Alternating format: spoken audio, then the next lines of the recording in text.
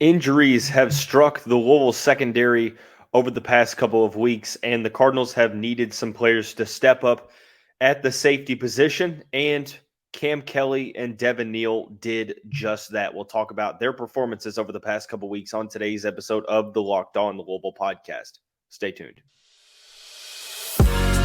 You are Locked On Louisville, your daily podcast on the Louisville Cardinals. Part of the Locked On Podcast Network, your team every day. What is going on, everyone? Welcome into another episode of the Locked On Louisville podcast. I'm your host, Dalton Pence. Today's episode brought to you by Gametime. Download the Gametime app, create an account, and use the promo code LOCKEDONCollege for $20 off of your first purchase. As always, I want to thank you all for making us your first listen of the day. Just a reminder that the Locked On Louisville podcast is free on all streaming services 5 days a week, your team every day. A little bit of a different type of show than we've had over the past couple of weeks. We will start out with football talk, talking about how Cam Kelly and Devin Neal have stepped up in huge ways for the Louisville secondary. And then for the first time in quite some time, we will talk about recruiting.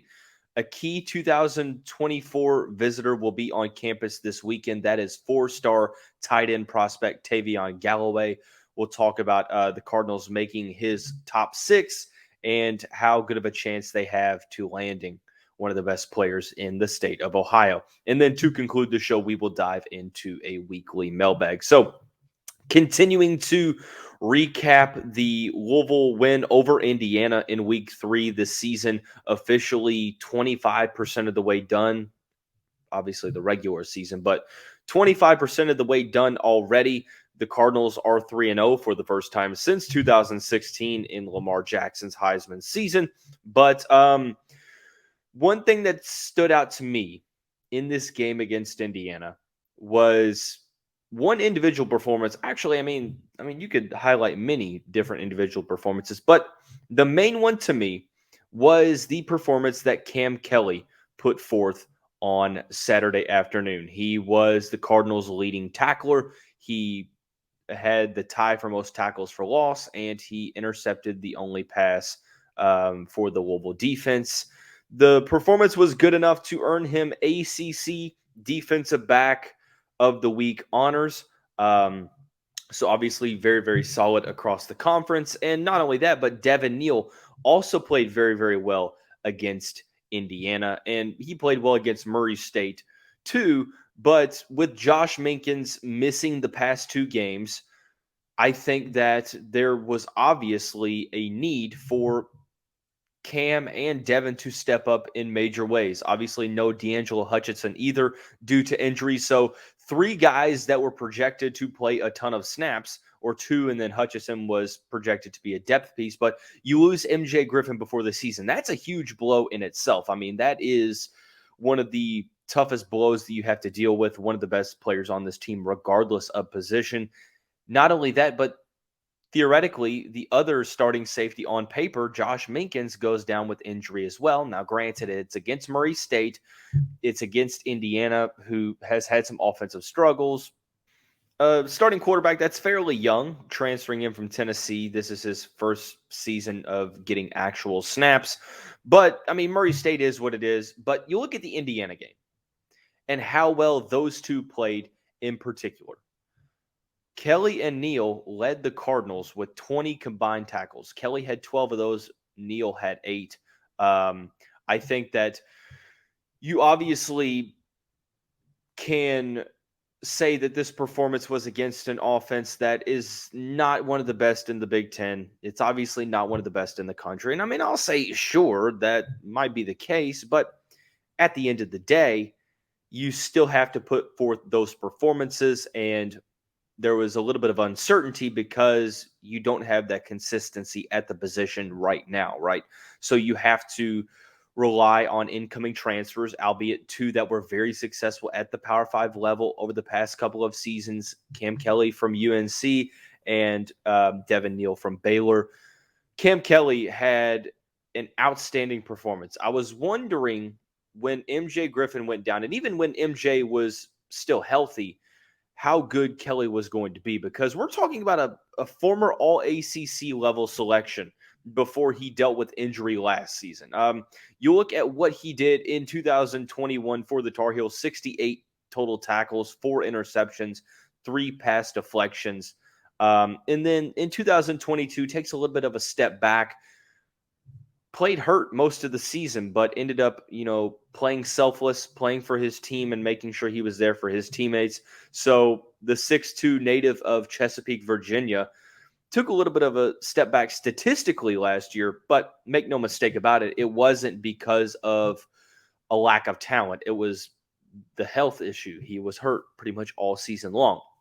He's fully healthy now, and I think that we saw the impact that he can make on this team with his week 3 performance. Obviously, I'm not sure if they're going to be as good of a performances as we've seen like this past week. He had 12 total tackles. 6 of those were solos. He had 2 tackles for loss. He had the 1 interception in the first quarter on the tipped pass that prevented Indiana from maybe trying a long field goal or at least punting to try to pin Louisville deep close to their own end zone.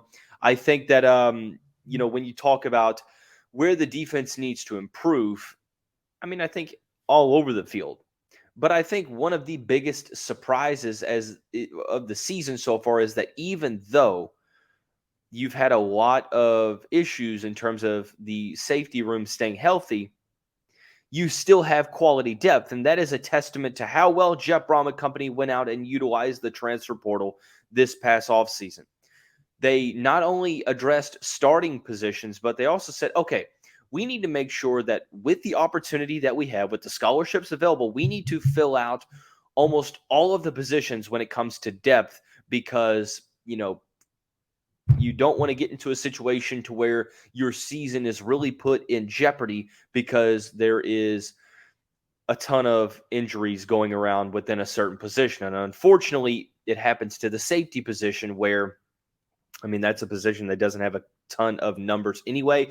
Granted, Hutchison and Josh Minkins should be back relatively soon, but having Neal and Kelly not only helped when it was needed, but it also provides some encouragement moving forward, because we saw that, these guys are obviously good enough to play at this level. This is the second straight good performance from Devin Neal, the native of Lexington, transferred in 3 seasons over at Baylor, had 41 tackles, a sack, a forced fumble, 2 interceptions, and a pass deflection last year. He played here and there against Georgia Tech. He had 4 tackles, had 5 against Murray State, had the fumble recovery and the interception, also a pass deflection. He was very, very good. He also increased his tackles number in the game against Indiana, where he had 8 tackles. 6 of those were solo tackles. So it's nice to see his performances continually getting better and better. This was the first true look that we got to see of Cameron Kelly in a Louisville uniform, and it's really hard to come away not impressed here, because I think that he played about as good as you could have hoped for. He looked extremely comfortable in the back half of the defense. You could tell that experience was there, that veteran leadership. There wasn't a ton of mistakes that were made from him. Did a great job of defending the run, tackling in space, and just putting himself in positions that he needed to put himself in for this defense to be in a solid position to succeed. So I think when I went back and I rewatched this game I rewatched this game 3 times, actually twice. I take that back. I rewatched it twice. Once where I just specifically zoned in on the offense and watched the offense specifically, fast forward and just watched the drives. And then I went back the second time and I watched just the defense. And, despite the defense being,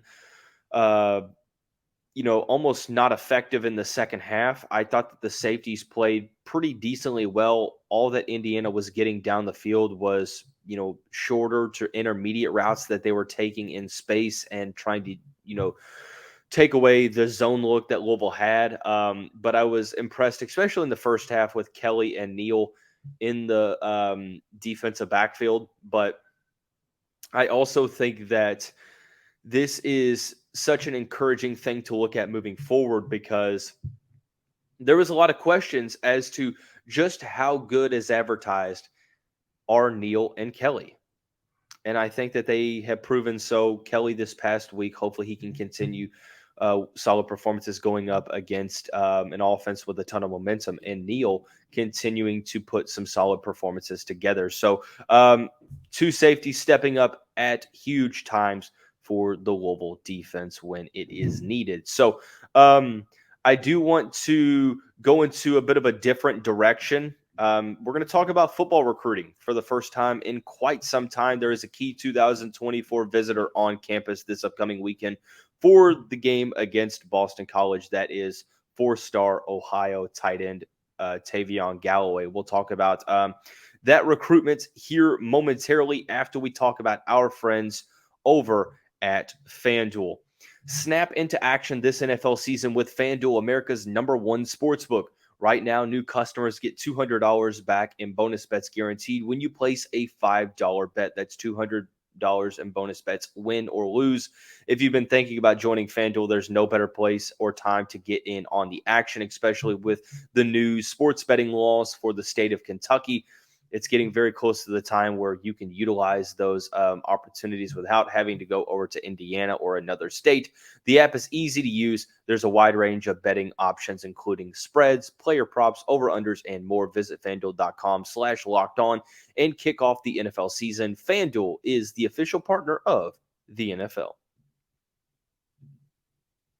Hey, Cardinal fans, I want to thank you all again for making Locked On Louisville your first listen of the day. Just a reminder, college football season continues on along, and this season, Locked On College Network is kicking up our coverage with Locked On College Football Kickoff Live. Every Friday, Locked On will go live from 11 a.m. to 1 p.m. Eastern Time on every Locked On College YouTube channel. College Football Kickoff Live will cover playoff implications, the conference rivalry games, and go in depth like only Locked On can, including insight and analysis from our stable of Locked On College hosts covering their team every day. Find the Locked On College Football Kickoff Live every Friday from 11 a.m. to 1 p.m. Eastern Time on any Locked On College YouTube channel. You won't want to miss it, so be sure to stay tuned.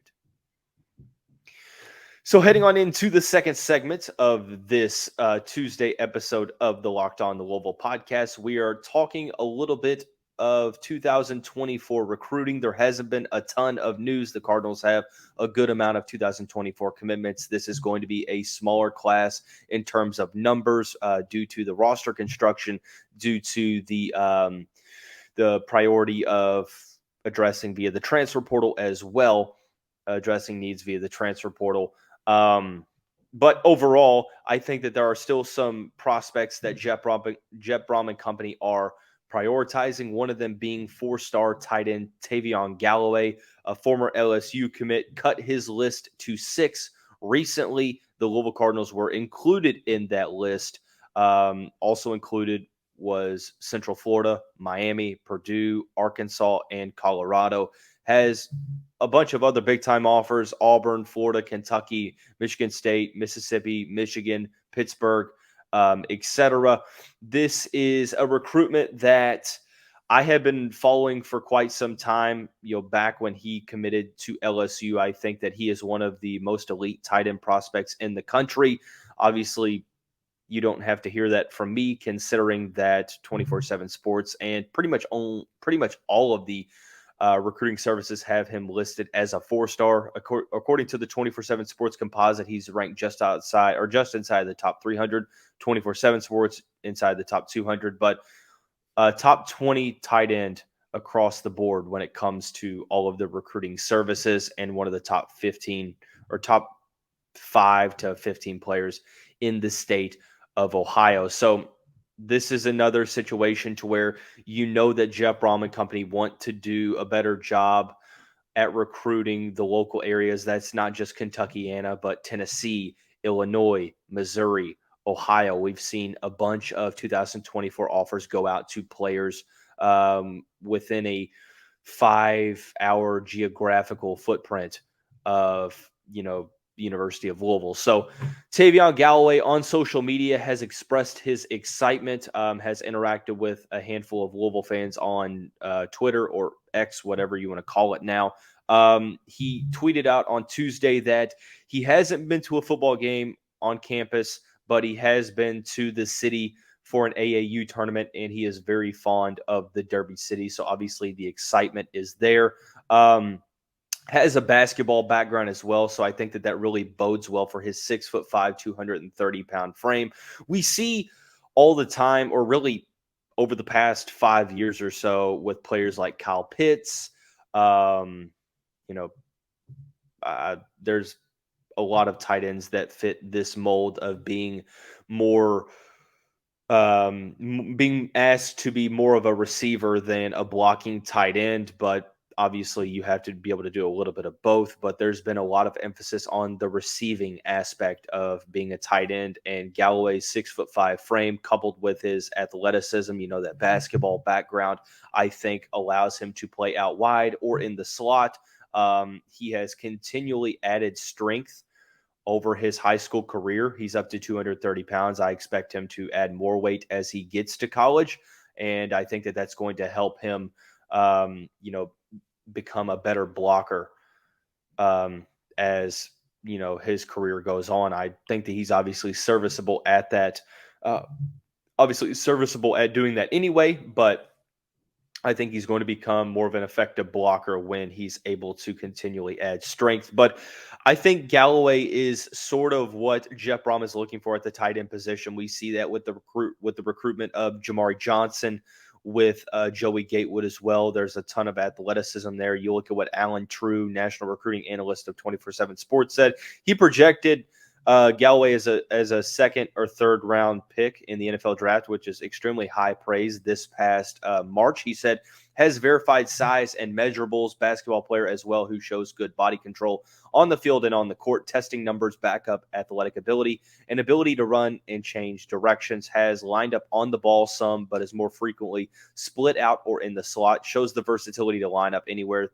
though, and has also run the whole route tree. Can be dangerous after the catch on screens and get downfield and win contested passes. Solid willing blocker, but can still get stronger. Has added good weight throughout his college or throughout his career, though.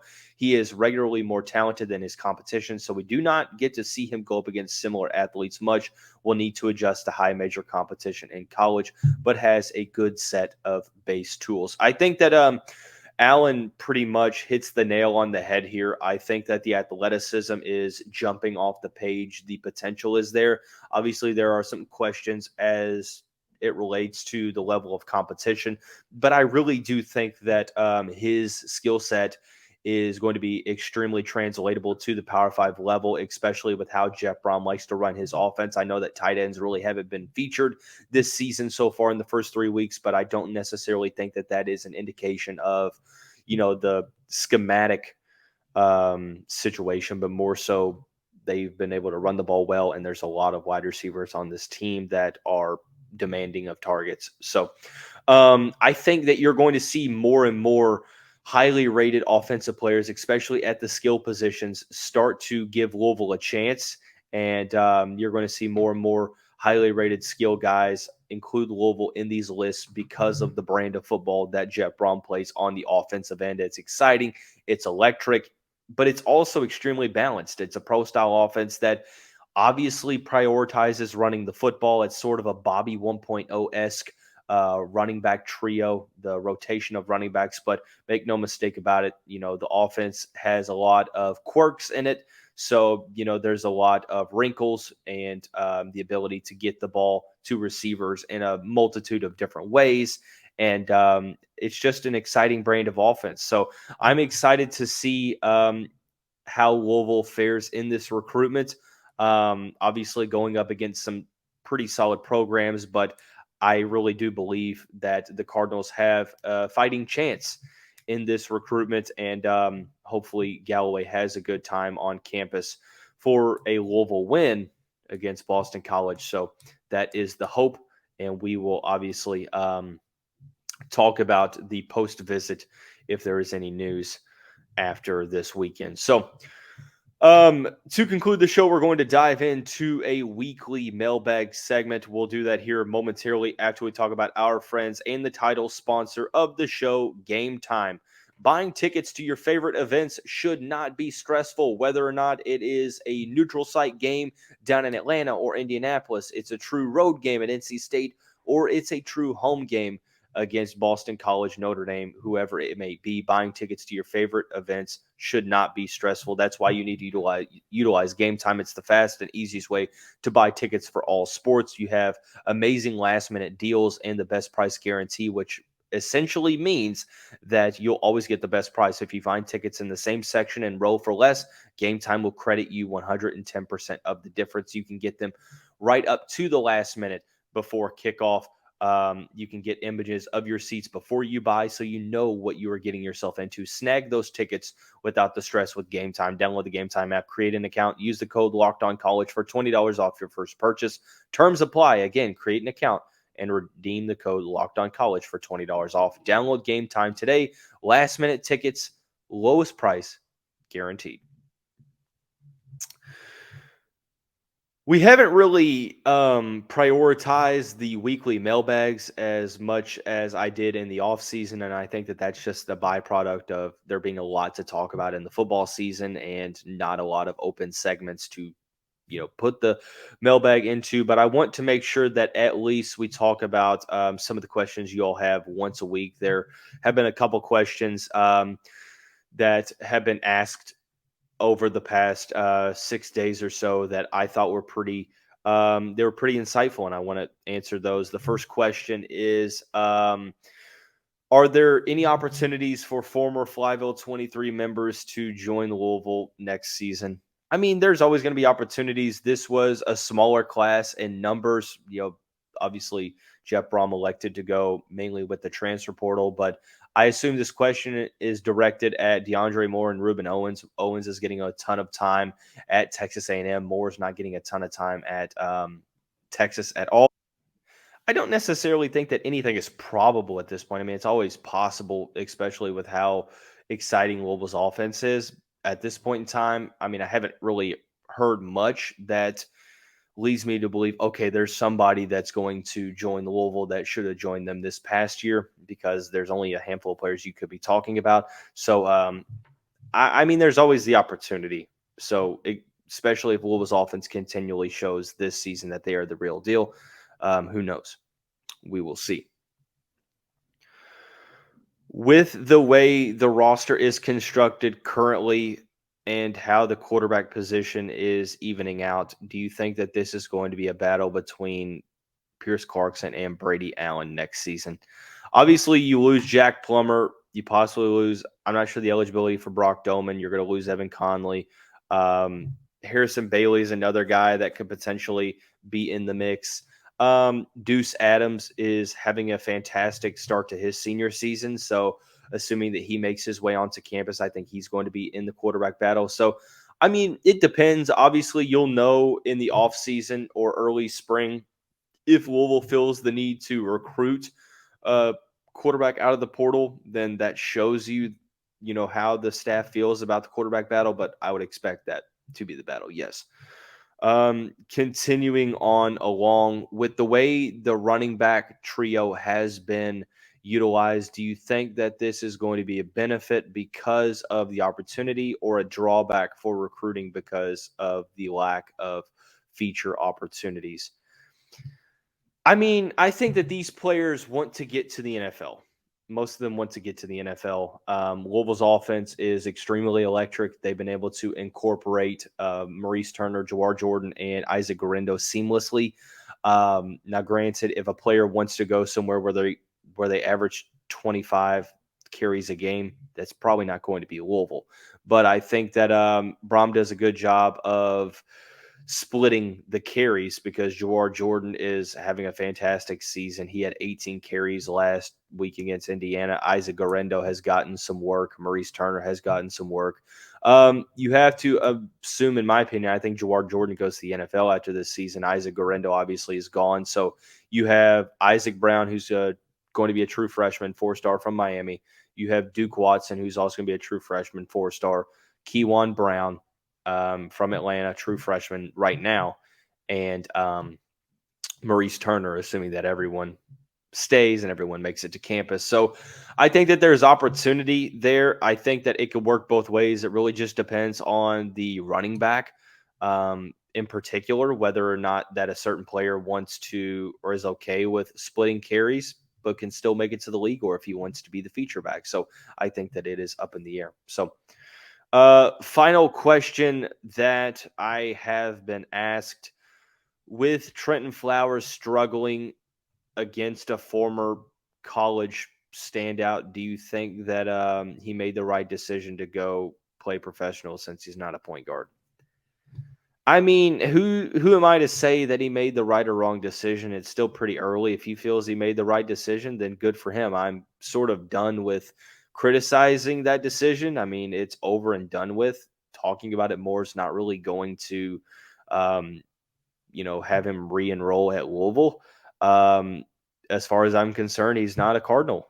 So I don't necessarily understand why there's a need to talk about him. I get it for sure. I think that I don't think that Trenton Flowers is a point guard. I have said that over and over again. He believes he is. So let him try to figure that out and let him try to find his role professionally as a point guard. So, but I mean, it is what it is. So that's going to wrap up today's episode of the show. To find the Locked On Louisville podcast on all streaming services, be sure to stay tuned to this graphic. You can get it free and available wherever you get your podcasts.